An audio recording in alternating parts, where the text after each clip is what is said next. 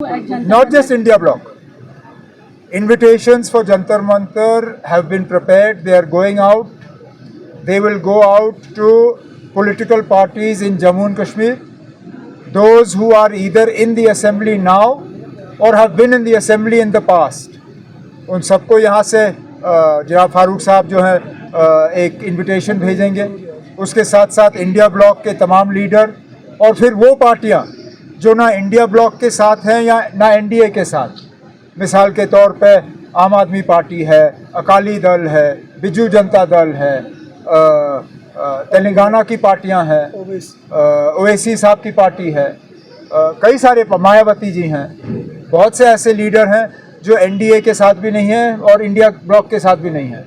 उन सबको जनाब फारूक अब्दुल्ला साहब की तरफ से चिट्ठी जाएगी.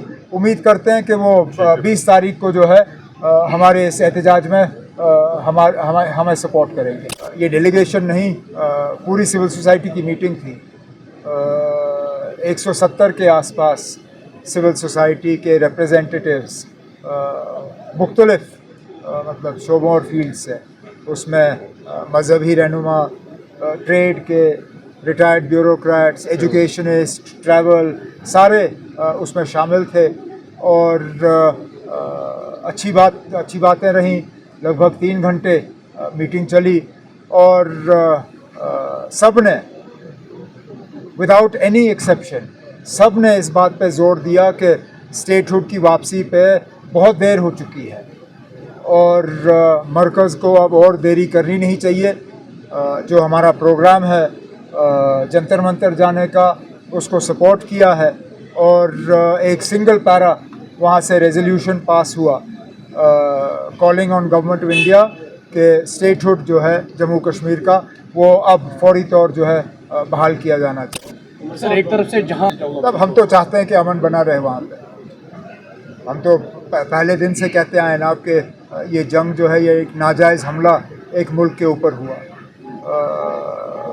अब अमेरिका के सदर जो है, बार बार कहता हूँ, पता नहीं चलता वो 1 घंटे में 3-4 अलग अलग जो है बयान दे देते हैं.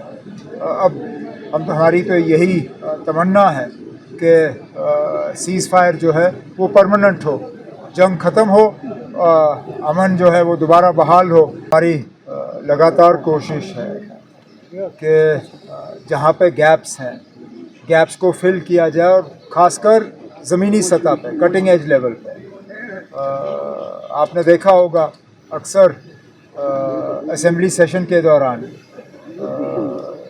ऑनरेबल एमएलएज़ के तरफ से शिकायत आती है डॉक्टरों की कमी की और फिर टीचर और लेक्चरार की कमी की.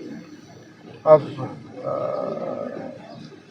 हमने बीच में ये पोस्ट जो है फिलअप के लिए रेफ़र किए हैं. आजकल पोस्ट भरने में टाइम पहले से थोड़ा ज़्यादा लगता है क्योंकि मुझे याद नहीं है हमारे दौर में इससे पहले सीआईडी का इतना बड़ा रोल रहता था अपॉइंटमेंट्स में जितना आज रहता है. आज जितना वक्त पीएसी को लगता है उससे ज़्यादा वक्त सीआईडी को लगता है अपनी कार्रवाई करने में. लेकिन चलिए वो हमारे हाथों में है नहीं. लेकिन तब भी ऑर्डर तैयार हुए, आज उनको बांटे गए और जल्द से जल्द जो है ये बच्चों को तालीम फराहम करना शुरू करेंगे. बात हुई आज सुबह, बात हुई जो मौसम की वजह से कुछ जगहों में हमें मुश्किल का सामना करना पड़ा है, बिलखसूस चिनाब वादी में और थोड़ा सा कठुआ के तरफ. उस सिलसिले में गृह मंत्री साहब ने फ़ोन किया था हालात के बारे में पूछने के लिए और मैंने अपनी सारी जानकारी उनको दी. आगे अगर कहीं पे हमें मरकज़ की मदद की ज़रूरत होगी तो मदद करने के लिए तैयार हैं. डेलीगेशन जो सिविल सोसाइटी मेंबर्स हैं उनके साथ मिले and they assured their support for statehood. ना ये डेलीगेशन नहीं, पूरी सिविल सोसाइटी की मीटिंग थी.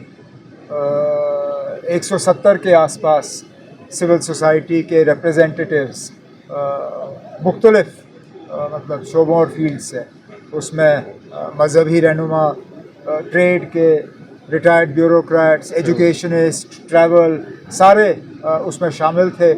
और अच्छी बातें रहीं। लगभग 3 घंटे मीटिंग चली और सब ने विदाउट एनी एक्सेप्शन सब ने इस बात पे जोर दिया कि स्टेटहुड की वापसी पे बहुत देर हो चुकी है और मरकज़ को अब और देरी करनी नहीं चाहिए। जो हमारा प्रोग्राम है जंतर मंतर जाने का, उसको सपोर्ट किया है और एक सिंगल पैरा वहाँ से रेजोल्यूशन पास हुआ calling on government of India के स्टेटहुड जो है जम्मू कश्मीर का वो अब फौरी तौर जो है बहाल किया जाना चाहिए। सर एक तरफ से जहाँ तब हम तो चाहते हैं कि अमन बना रहे वहाँ पे। हम तो पहले दिन से कहते आए ना कि ये जंग जो है ये एक नाजायज़ हमला एक मुल्क के ऊपर हुआ।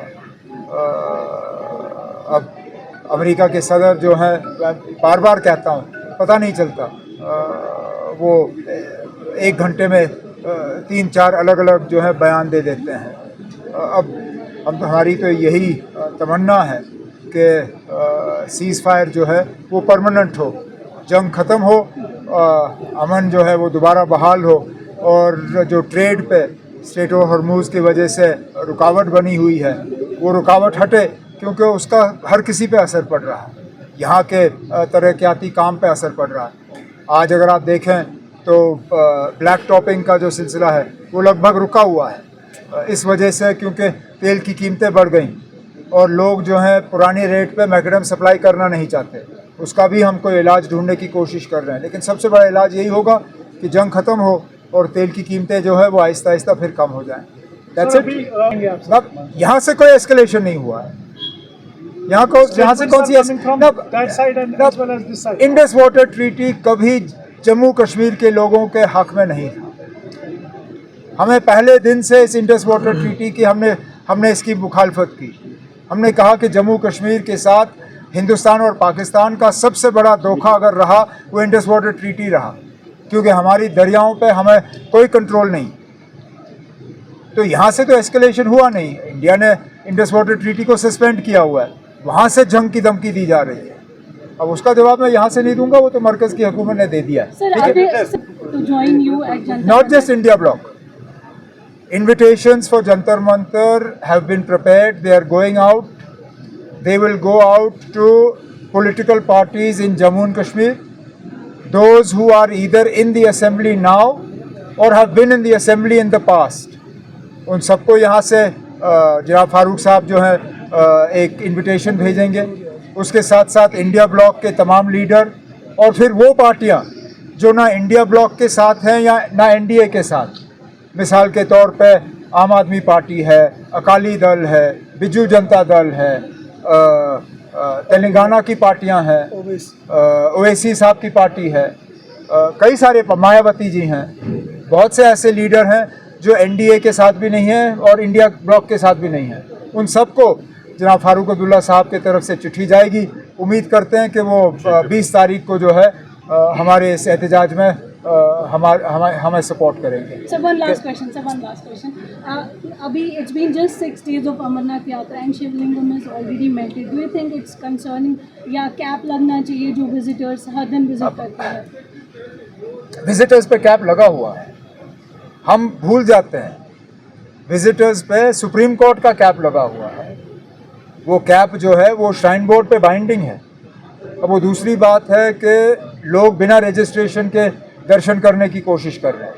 अब वो उसका इलाज श्राइन बोर्ड किस तरह करेगी वो श्राइन बोर्ड तक है। लेकिन सुप्रीम कोर्ट के तरफ से जब आपको याद होगा एक बहुत बड़ा हादसा हुआ था, उस हादसे के बाद यात्रियों पे कैप लगा हुआ है। जहाँ तक शिवलिंग की बात है, ये तो ऊपर वाला का बना हुआ है। कितने दिन रहना है नहीं रहना है ये ना मैं तय कर सकता हूँ। इस बार 6 दिन रहा, चलिए इतने दिन ही थी। सिक्किम में मैन पावर की कमी सामने आई है। एलजी साहब से पूछ लीजिए ना आप। आप एलजी साहब से पूछ लीजिए, क्योंकि स्किम्स की फाइलें हमें नहीं आती।